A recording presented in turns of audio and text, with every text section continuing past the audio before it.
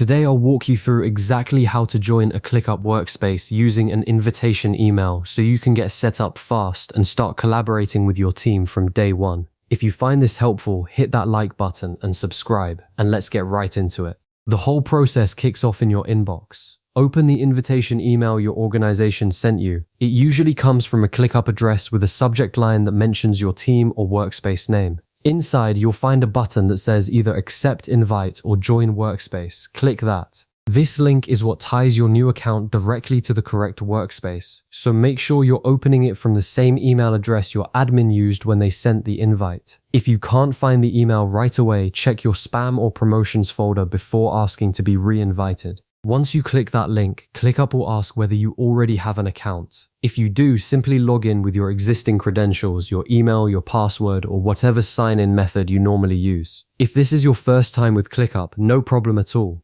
Just fill in your name, email address, and a password, and you're good to go. The sign-up takes about 30 seconds. Either way, both paths lead you to the exact same place, so don't overthink which one applies to you. The final step is confirming your identity and wrapping up the setup.